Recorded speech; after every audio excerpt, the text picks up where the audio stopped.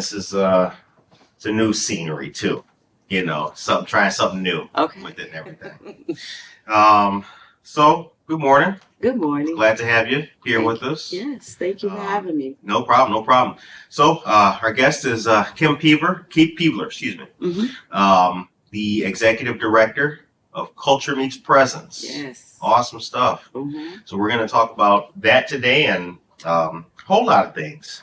So one of the purposes of this that I really do want to dig into, and a lot of the questions are geared towards it, is the concept of mindfulness, especially in the context of women of color, particularly Black women. So a lot of our conversation today is going to be geared towards that, because as we talked about on the phone, like before all this, like I believe that our people do need to put two hands around that, grasp it, understand it, and use it for our collective well-being. I think it's a serious topic that doesn't get enough discussion.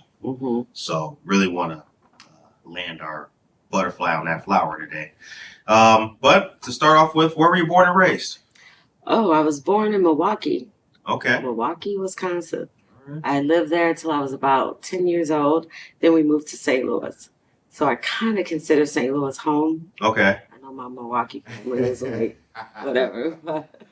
But that's what I consider home, St. Louis. And then by way of St. Louis, we moved to Bloomington, Illinois. Okay. And then now I'm in Naperville. So I kind of been in this stretch of Highway 55 my whole life. Okay. Was there a big change from Milwaukee to Bloomington?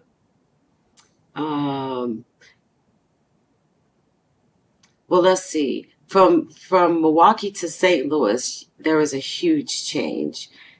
And that just kind of drops me right in the middle of just trauma, and you don't understand that you're living in a traumatic experience. But St. Louis, so my mom moved there. We moved there because my grandmother was sick. So my mom went home to take care of her grandmother, or my grandmother, her mother. But my grandparents were, they bought a house, which was not very common for Black folks in those days to own a home, but they had good jobs. They worked for the U.S. government, and they bought a home. So when they bought the home when they were young, the neighborhood was fine. But when they got older, it turned into, the affordable neighborhood, or people left, so they started renting out properties. So coming from Milwaukee to then, it was like the hood. I would like to say that was a bit of a shock for me. So yeah, it was a huge adjustment. So there was a school. So I was in 6th grade, and there was a school, a neighborhood school there. But I constantly got harassed, and I was new kid, and it was mostly about my accent. So St. Louis, I feel like is a little bit countryer, have a little bit more of a draw. I've heard that. Yes. In Milwaukee, I said things like pop. I didn't say soda. Right. So I said I wanted to pop, and it was, it's just kids. So they had a huge issue with that. But it was a constant, like, berating and bothering and bullying. So my mom decided that she didn't want me to go to that school. And what was going on in St. Louis at that time was it was the first generation of the desegregation program. Okay. So I was bused from St. Louis to the suburbs to go to school then. So that's like maybe living in Chicago, being bused to Naperville to go to school. Wow. So it was a good 30 minutes to get to school every day. And that was a culture shock as well. So then that was my probably first beginnings of being one of the only Black people in environments. Right. So yeah, that was another shock. Wow. too. So it produced like some identity issues for sure. Okay. What is the word itself? What does the word mindfulness mean to you? So there's a definition for mindfulness that Dr. John Kabat-Zinn, he's a medical doctor out of Harvard, and he is the one that's being credited for bringing mindfulness to the States from the East. But it means being present in this moment without judgment, allowing whatever comes forth to be present without trying to manipulate it, and just accepting the moment for what it is. Very powerful. Mm-hmm. And it seems like it's human nature with that definition. Kind of seems like it's human nature to not, well, it's human nature to do the opposite of that. Mm-hmm. If the moment's a little bit too pressurized for us, we'll dip out. We will escape from that. Mm-hmm. Yes, for sure. Being in this moment is, for one, I believe that it has a lot to do with how we're programmed, and it's our culture. Our culture is constantly grind, and it's constantly focused on what are you doing next in the next moment. I believe that being in the next moment, which you aren't, but it's your mind time travels. So if my mind isn't here being present with you, that creates anxiety. If I'm thinking about, okay, when I leave here, I have to do this and this and this, and I got to make sure I do. So then it's like, I'm not here. My body's here, but my mind is going somewhere else. And that's creating a bit of anxiety. Or depression is going back to the past then. It's like I'm spending a lot of time hanging out in my old thoughts, right?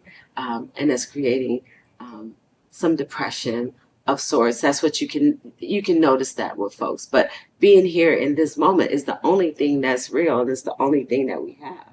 Right.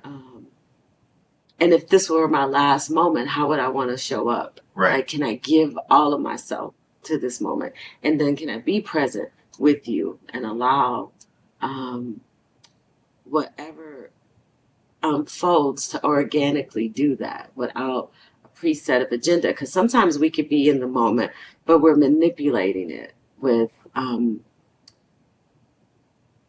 being reserved of sorts, right? Or deciding that we want this moment to be this way, so we kind of manipulate the moment to make it work out the way we want it to work out. But if you just kind of have no expectations and let it be what it is, that's the beauty of being present. What does it take for a person to stop trying to artificially change the moment and accept it? Mm-hmm. Is that a confluence? Is that a large, or is it easy to do? Is it hard to do? Or is that up to the person themselves? Is that a product of their lived experience? Is easier for some folks, harder for others? There's probably not a one-size-fits-all way to do that, is there? Well, no, I think you find your ways of being there. And I think that is ebb and flow. I think we all flow in and out of the moment. So it's a practice. It's a muscle. Just like if you were building your bicep, right? And you go to the gym one time, you lift a couple weights, it requires you to continue to do that. Right. And if you stop doing that, the muscle will then begin to atrophy, So it's like it's a continuous thing that you have to do to get stronger at it. So there's a formal practice of mindfulness meditation where you sit and you practice the skills of being present. And then there's a mindfulness practice where this is what I'm doing in my everyday life. So if I'm here with you, how can I be here with you? Or if I'm, say, for instance, having a drink of this water, can I be present with the fact that I'm drinking water instead of mindlessly, taking a sip and continuing to do other things? So you can practice in both ways.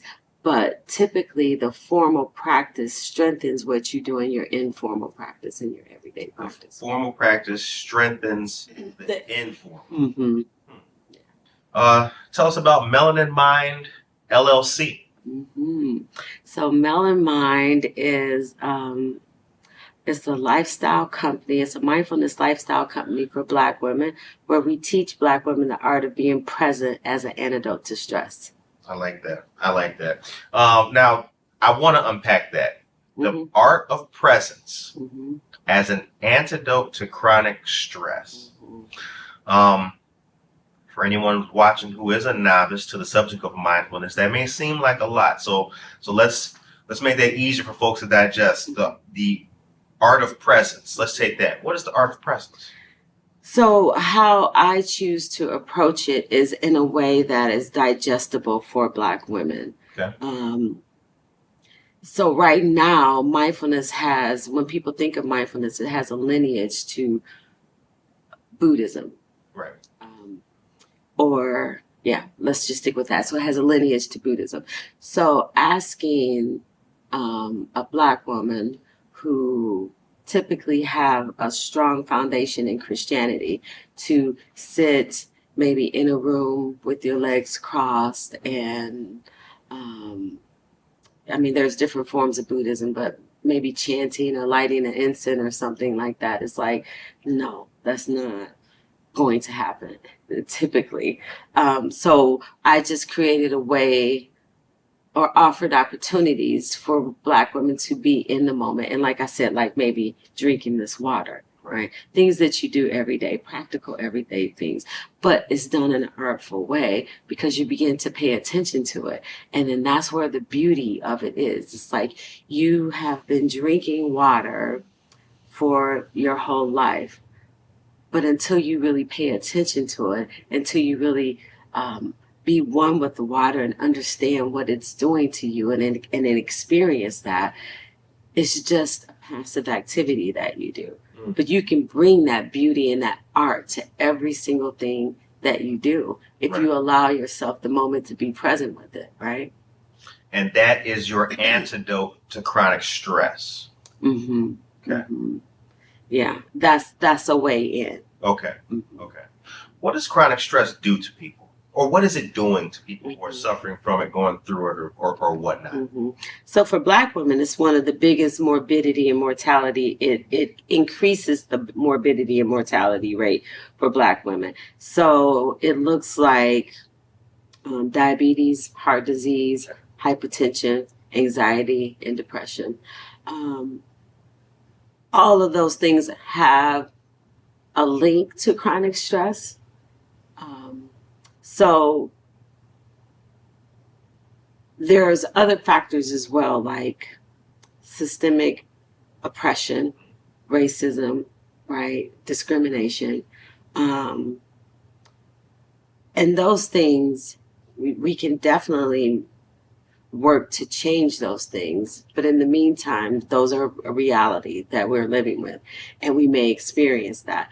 We don't have control over it in the moment. But the only thing that we do have control over is ourselves and our response to those things, right? So that's what's really getting us is how we respond.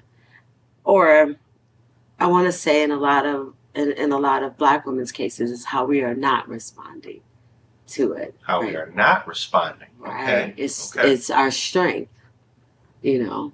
It's like I'm strong. I can push through anything. I don't acknowledge even that I have stress, or even that I would have sadness, or even if I say, okay, yeah, I'm sad, but what am I going to do about it?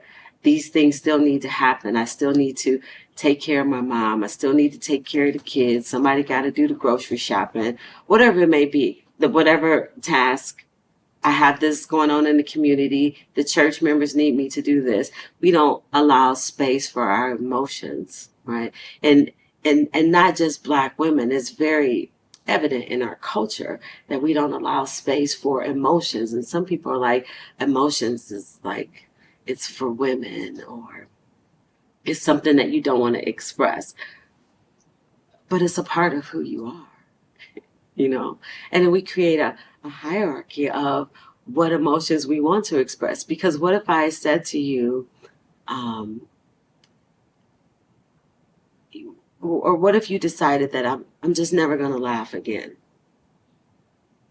Like it's just a response. You hear something, it's funny, Right. You laugh. That's the response to it. Right. The same thing with feeling sad, or even being able to name what the emotion is, but just feeling sad. I feel sad, so therefore I'm going to acknowledge it. And if I feel like I want to cry, then I'll cry. But we have equated that to some kind of weakness. Here's what is also, as they say now, trending, right? And I do see Black women and Black men kind of taking part in everything. You know, now it's got a name, in my feelings, you know, and one doesn't want to be in their feelings. If one is in their feelings, they'll make fun of you on social media. You know, you wrote a heartfelt text or something, and now it's, you know, they're displaying it. You know, you're laying your heart on the line. Now you're a simp, or that's weak now. It's the devaluation. It's the devaluation of those feelings. And I think that that's detrimental to Black women and Black men too. So you really struck the nail on the head with that. Here's my question. Is social media helping that or making it worse? I wouldn't blame an entity like social media. How I would rather approach the situation is that as a people, we are looking for our value outside of ourselves. Right. And that's really what the issue is. And that's kind of how we've been programmed. I have been told who I am as a woman, and I need to therefore act this way. I have been told who I am as being Black, and therefore I need to act this way. So it's all from an external gaze. But mindfulness is the process of knowing who you are from an internal gaze and knowing your value from you, right? And so I call it God, but whatever source that you choose to call it there, but knowing that from your guidance and then living your life from the inside out. So I wouldn't necessarily blame an entity. I would just more so shift it to something that would be beneficial for everyone. And that's where I think mindfulness comes in at. Because while I say it's being present, I also know, because I've been doing it for so long, it's a spiritual practice. Our parents too, the programming part, right? Our in the Black household, you know, we're told, you know, we get the script early. With all the bullet points and annotations too. And over the years, I've kind of felt, you know, I've kind of been looking at the speeches that we get and receive as young Black children. And on the one hand, our parents and our forefathers want to instill in us, you know, the blueprint for making it in society as a Black person. I think the negative, lowercase n for negative, to that is that, like you say, you know, it's the same script. It doesn't, the software doesn't update with the year. So what Big Mama is telling you from 1945 is what you get in 1995. You know what I'm saying? And it's the same thing. And there is no, or there hasn't been, any emphasis on the presence. So when you are that young Black kid growing up, when the parts of you start developing that are not aligned with the script you were told, you don't know what to do. So you keep it in, and you just be that weird kid that does whatever. And you are right. It is ultimately detracting from. You're not being your full self. You know, I'm paraphrasing what you said. No, that's you're true. not being your full self or what you could really be. Yeah, I want to stop that. Yeah. We got to stop that. Yeah. We got to put a cleavage in there. Yeah, I would agree with that. And so I have 2 children. So my daughter, I like to say she taught me what love is. And my son teaches me how to love. So at some point, I'm giving him a script about, he wanted a flannel and he wanted it to be like red and black. And I'm like, absolutely not. You're not wearing red. And he was like, that makes no sense to me. You mean to tell me I can't wear a color? And then I'm thinking back to something that I read in school, because I'm in graduate school, and it said that sometimes being Black means that you have to strip yourself to the least objectifiable portion of who you are to walk through the world. Like you cannot be who you fully want to be for, as being a Black person. Right. When we know that my fear is that he has on red, he's driving, he may get shot by the police. But the reality is how many men were killed by the police who weren't wearing red?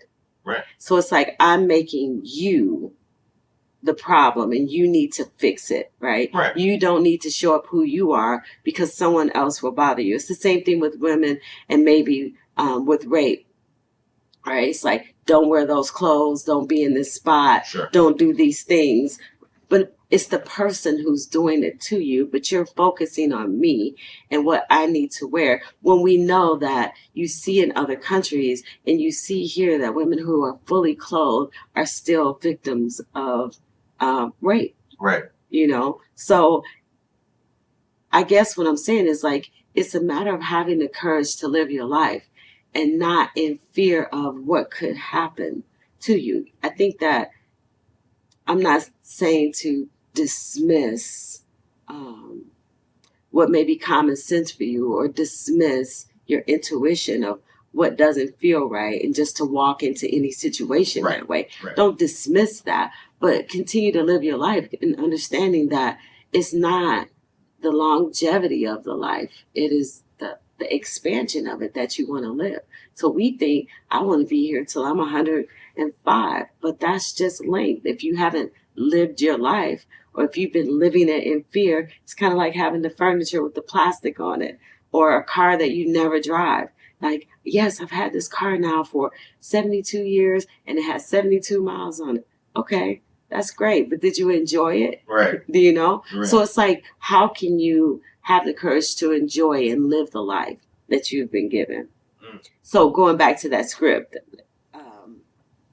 I understand what you're saying with that. Now you're the executive producer, Culture Meets Presence, the documentary. Yes. Big stuff. Big stuff. Yeah, it's exciting. It is. I'm excited about it.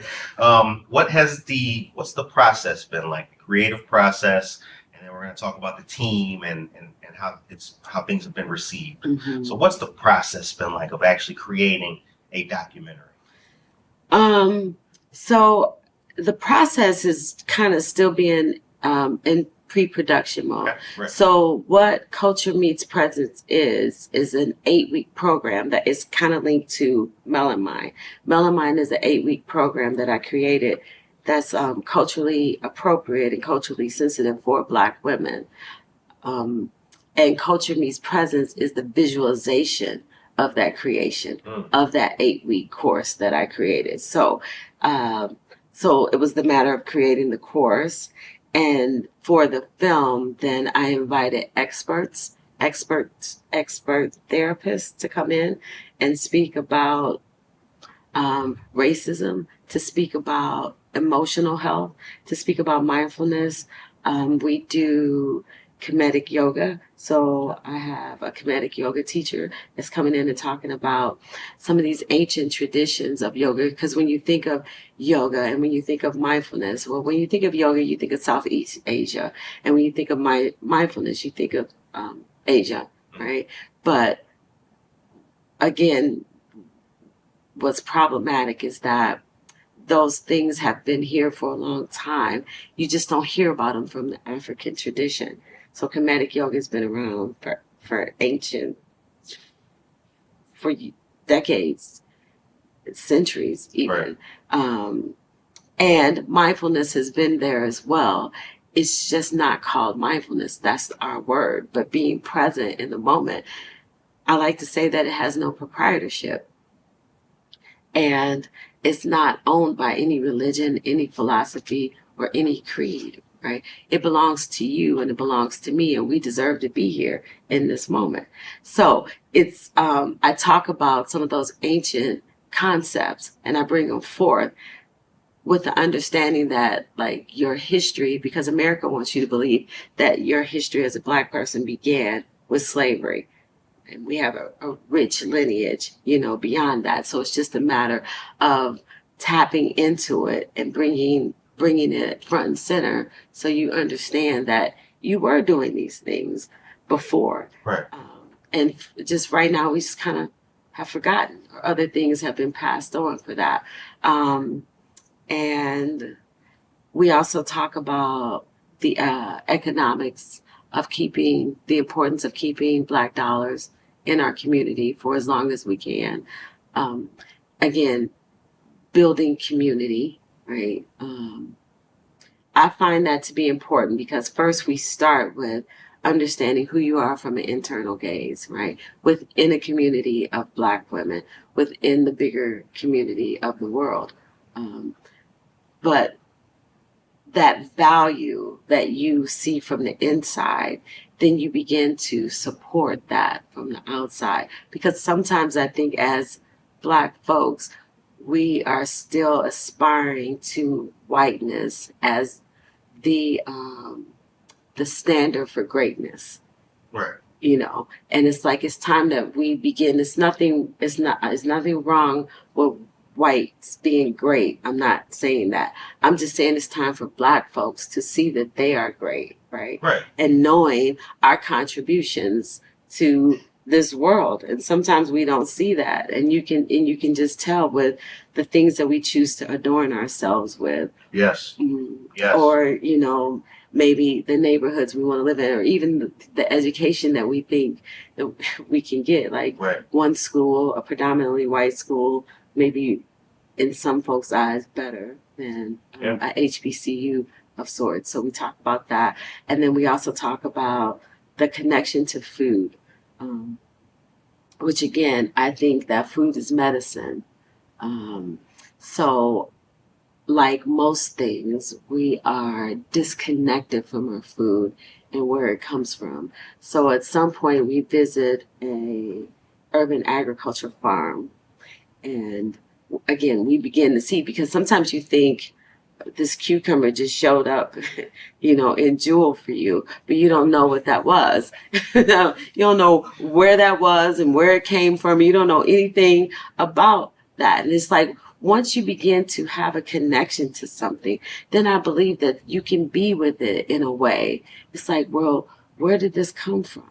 What had to happen for it to make it in the middle of the central part of a country, in the middle of the state, for me to eat this cucumber, right? And then you want to kind of give some reverence to that, and to the hands that help.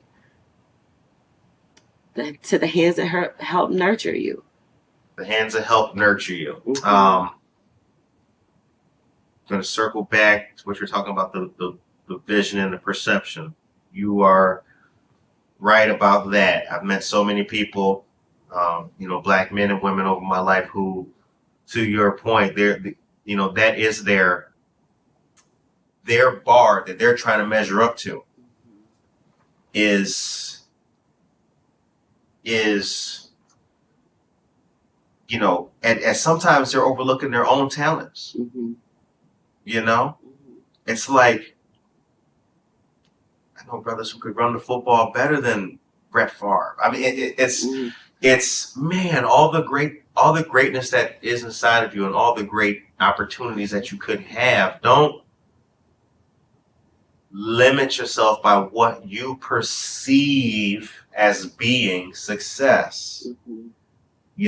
And it even goes to things like some of our local community colleges. There's fabulous colleges here, and you can still be the first African American to do any number of things by going to a community college. Mm-hmm. So have a different perception of what success could be and what greatness can be for yourself, as opposed to just the European standard. Mm-hmm. If we could, call it that. And I think that, on a cultural level, I think that's another one of those things, kind of like we were talking about the script that we're given when we're young. Mm-hmm. I think that's just another slice of bread, slice of meat on the sandwich. Mm-hmm. Like, go to school, go to college, bada bing, bada boom, that's mm-hmm. it. Yeah. No thought of other than just following that script. Yeah. Yeah. No, I totally agree with that. And that's another reason. I think, let's see. I think it was the Dalai Lama, and I don't want to misquote this, but I think the Dalai Lama said that if we could teach children how to be mindful, that you can decrease suffering in 7 generations. Paraphrasing of sorts like that, right? Because teaching a child, and there's a lot happening in with mindfulness and education with kids and in school and things like that, and that's great. But when you teach a child, they don't have all that baggage.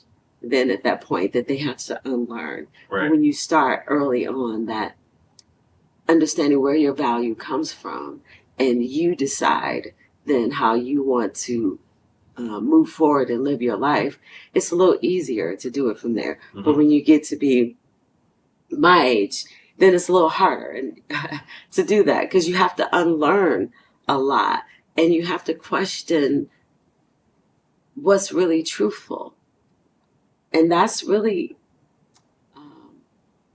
that's difficult for folks, because if I'm questioning what is really my truth, then that may mean I have to change something. And sometimes we don't want to do that because it takes work to change.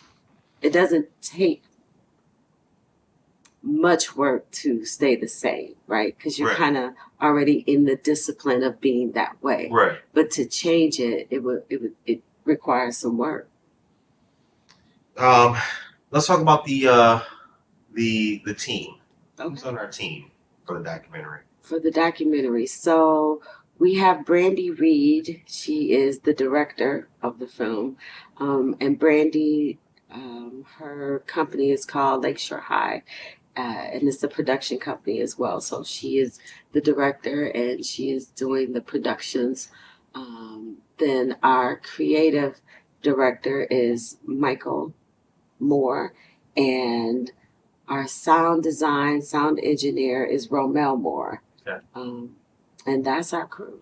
All right. Yeah. Nice. Along with the team of experts. We need experts. We all need some experts. Okay. So the documentary is in production. Pre-production. Pre-production. And you know what? You told me that like 4 times on the phone. Remember that night we talked? You told me that like 4 times. I'm just getting to learn all of that pre-production and post-production. Me too. They're exciting terms, you know. I feel like Denzel on the set. We in post-production yet? That's going to be great. Post-production means that so pre-production means right now that we are in this is actually the difficult part of pre-production. We're in the fundraising part of it. So that's what we're doing. We're gathering funds to make the film. Okay. All right. And then we'll get the link and everything that we can share when we make the description for this so folks can support. Okay. Too. Yes. Now what's the reception been like for those who aren't familiar with Kimberly Peavler, for those who aren't familiar with the mindfulness aspect of what we're talking about, what's the reception been like when you tell people about this? Hey, this is coming. And, you know, when you speak about the documentary, what's the reception like with Black folks, with Black women? With Black women, I feel like there's this level of their curiosity is heightened. All right. You know, it's like not necessarily fist pumped and like, yes, let's go do it. But it's like, I feel, like I said, the curiosity is piqued in what exactly are you talking about and what is this? So then that's a beautiful space to be in, because that means that you're receptive then to hearing it. So from a marketing standpoint, I think that at one point, this was years ago, a friend told me that it takes 7 times for something to pass by someone before they would buy it, right? And I think right now they said it's like 16 times to do that. So again, all I keep doing is getting the message out there, doing little activities in the community so people can become familiar with what we're doing. That's what it takes. You got to do it every day, every single day. So this is an opinion-based question. What is your assessment at the moment of the state of Black women nationally. What's your health assessment? What's your checkup? So again, Black women are the highest educated demographic out there, but yet we have some of the highest morbidity and mortality rates, from maternal mortality rates from childbirth. It's very high, right? Again, we're leading in heart disease. I think the statistics from last year showed that Black women are 59 to 60% likely to die from heart disease from the counterpart of from white women. So heart disease is still a lot for us. Stroke, cardiovascular disease.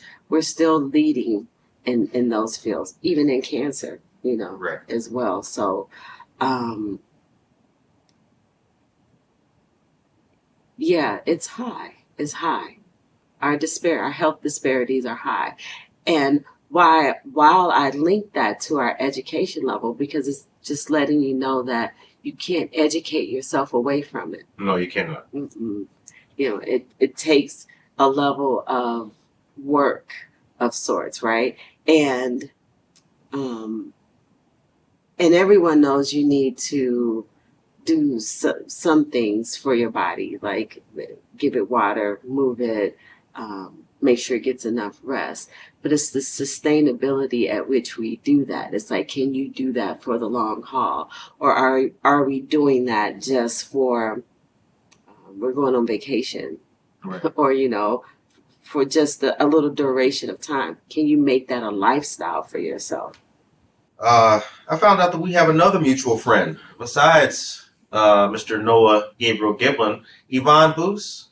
Yeah, oh, yes. Yes, Yvonne. I didn't realize that. That is very interesting. She is that's a great soul right there. Yeah.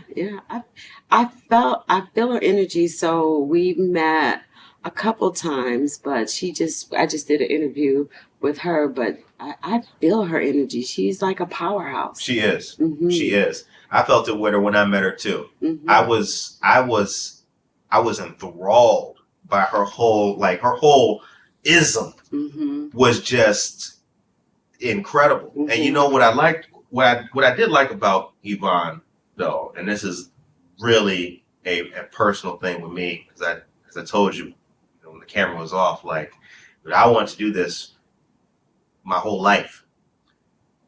Going back to that representation, in my mind, when I did those daydreams of being interviewed and all that, Mm-hmm. and boy, it really felt good to be interviewed by a Black woman. Didn't see it coming. Mm-hmm. Working for a reputable organization Mm-hmm. with her own catalog of magnificent work. Yes. Boy, that really felt good. Yeah. That was a really strong. I felt really good. And that was she was my, I think, the third person to interview me. Okay. Which was fantastic and really felt good. Mm-hmm. Really a big self-confidence boost. So you were able to take it in. Oh, yeah. And be like present with that and what that felt like in your body. I can just tell by your demeanor. Is that correct? Yep, absolutely. I knew that this was different, and it made me feel special. I was interviewed by Denise Crosby, nice, great lady. Speaking, I've been reading her columns for years. Mm-hmm. I still read. Mm-hmm. So when I was interviewed by Denise Crosby, that felt good. Mm-hmm. Yeah, it does. It does when the light is shined on you, right? And being in the spotlight, it does feel good. But the people who are putting you in the spotlight also, mm-hmm. has an effect on you as well. Yeah. So I can agree with that. Now your background in this, mm-hmm. with the focus on the health disparities among Black women particularly, comes from your you were a nurse. Yes. Talk about what you noticed in those health disparities, because you were actually working in the field, so you saw with data what's going on with that. Talk about that, and before you were a nurse, then you became a nurse, and what you saw and how that opened your eyes when you started to see that in the flesh. I think my first testimony came from myself because I was really sick at some point, and the data became more clear to me when I got in graduate school because I have to do a lot of research for what we do. So I knew that the disparities was there because I'm in the field and you can hear about it. But I also know that for a long stretch of time, Black folks weren't necessarily comfortable with seeing doctors. Again, from things like the Tuskegee experiment or a myriad of things that we've been through. It's like not a lot of trust. There wasn't a lot of trust, for the field. And I think that is beginning to change. And that could be why you're starting to see the numbers to go up, because you're starting to have more people come in and use the services for that. But for me, being in graduate school and then just looking back on my life and understanding through my mindfulness practice of what was happening to me. So early childhood, I had a traumatic experience happen that changed the trajectory of my life. And it changed the trajectory of my life. And my belief is because it was an emotional issue that happened for me, and an emotion that never got dealt with. And when emotions don't get dealt with, they make a physical manifestation, within you. And that's kind of a hard concept for people to understand, right? But again, if I ask you to think of, the funniest thing that you ever experienced in your life, where you just laughed so hard and it was clenching your gut, slapping your knee kind of thing. If I asked you to conjure that up, you could. And how are you doing that? From your thoughts in your head, right? And if I ask you to think of the saddest thing ever and like you don't ever want to experience that again, you could do the same thing with that as well, right? And you could do that because you can conjure this up because of memories. But here's the thing, that memory can start to have a physical manifestation where you begin to cry, and you could feel it just from an emotional thought. So again, people can understand those two dynamics, but not understanding that how every day when you're not dealing with those things, when you're not dealing with the emotions that are presenting themselves for you, right? How they look in your life and how it can change the trajectory of how you are physically in your health. Does that make sense? No, that makes a lot of sense. No, it totally does. It totally does. I've been aware of that too. I think that Black folks have a hypersensitivity to the physical ailments that somebody can be suffering because of their spiritual or emotional, trouble. I think we have an ability to notice that maybe other folks don't. And I think that's a separate topic for a separate time. But I think that has a lot to do with our collective religious upbringing. It's funny. Black folks are, we're quick to let our children know who else's household or else's kids may not be living a godly life, or their family into the world and what have you. So I think that we're hypersensitive to that. But I've tried to do in my own life years ago now. Tried to make sure that I was able to have as much control as I could over my heart and my mind and what they consume, what festers and sits in there, what's being produced. and how it's flowing through me. I've really tried to make sure that I've got both hands on that horse Okay. as I do that, as I go through life, because I think with presence too, I think that a lot of people maybe have not realized that knowledge of self. You know what I'm saying? They don't really know what they can be and what they really can do. And once you do, like I quit smoking cigarettes. This was my 13th year. Oh, congratulations. That was one of them. You know what I mean? That was one of them. Like, besides the physical aspect, right? It's really just not a cool look for me. That's the presence. You know, I'm right. I'm not trying to rewrite the book, but that was the presence that was the first block I had to move. Was the perception. Like, you know what? It's really not cool for me. People are looking at me and thinking, he smokes cigarettes? And then once I got my hand on that, it became easy. So can I ask you a question about that? Sure. So I'm just curious, and you can let me know again. Sure. For sharing. Were you smoking to cope? You know what? I was smoking mostly because I was bored, and it was just habit. Like nothing going on, go outside, have a cigarette. But what about if you were stressed? No. You wouldn't smoke? Nope. Okay. No. In fact, tell you a story here. I quit smoking before this. My son's mom and I quit smoking before I went to quit smoking. I quit for like 8 months. And then my mom got sick and was in the hospital. Just like that, I went back to smoking. That was the only time in my life that the coping mechanism kicked in and I started smoking. But what made me able to really quit smoking strongly and really kick that was my mom quit smoking when my brother was born. My mom used to smoke cigarettes too. And my younger brother was born with asthma. And the fact that my brother had physical ailment, my mom quit cold turkey. That was like 1985, before patches and all that.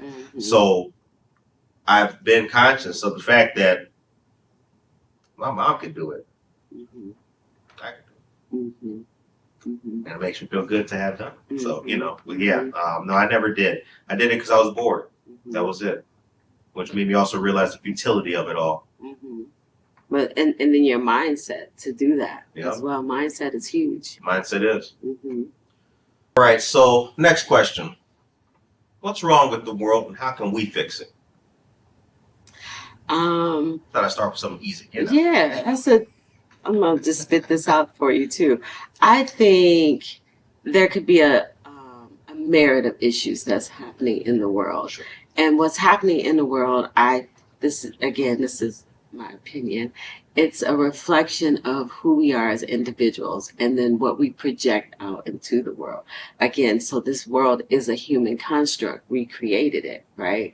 And somehow we think that the world is greater than who we are. So before all of this entity of our human lives were here, and these different aspects of I have to do this, I got to go here to the grocery store and do these kind of things, right? We were just kind of living, right? So we created this. Right. We can create something different as well, but it requires us to know what that is, right? Right. Being aligned again with our purpose and being aligned with whatever spiritual entity you want to call that, or if it's anything at all for you, but just being aligned with that, and then moving in the purpose to change. Because what the world is giving us is, it's kind of like supply and demand. We are demanding certain things from the world, and we have outsourced. I think we have outsourced almost every aspect of our humanity, right? We have outsourced our happiness. We have outsourced our food. We have outsourced just, it can just go on and on. Right. Everything about who we are. Right. is coming from the outside instead of the inside, and we don't know how to tap into those things anymore. So I honestly believe that once we know how to tap into that for ourselves, then that's how we change it, one person at a time. How can people find out more about Melon Mind LLC and Culture Meets Presence and yourself and what you do? So I'm on both medias. Melon Mind. Let's see. I believe it's melonmind.us is the organization where you can find us online, and then it's culturemeetspresence.com. And both of those can take you to our social media. Okay. All right. How? When is the documentary anticipated to debut? But hopefully by the end of the year. So besides it being a documentary that I wanted to create, I'm also using it for my thesis. So I'll be done with school at the end of the year. Right. So that will be done by then. But again, like I said, we are collecting funds. Right. We need some cash. All right. Big stuff. Very exciting. Mm-hmm. So we look forward to the, look forward to all that you do and all that you got going on. Yeah. And we will put the link for all descriptions and everything Mm-hmm. when we write it up too. Okay. The show ends on a positive note. Okay. What is your message today for the people of Aurora and anybody who may watch this? Oh, my message, what I feel very drawn to in this moment is like live your life. Not we talked about it a little bit earlier, but it's not the longevity of your life, but live the expansion of your life. What can you breathe into this moment? How can you be fully present? Finding the beauty of that. Right, because it's so beautiful. Right. It's so beautiful when you can just be here in this space, and knowing that you don't have to dip out, like you said, you don't have to escape from it. Right. How much of yourself can you give to this moment, and figure out then how you can link more and more of those together. And I actually think that that's what longevity is, because when you think about it, sometimes when someone's like, and I've said this before too, like, man, time is flying.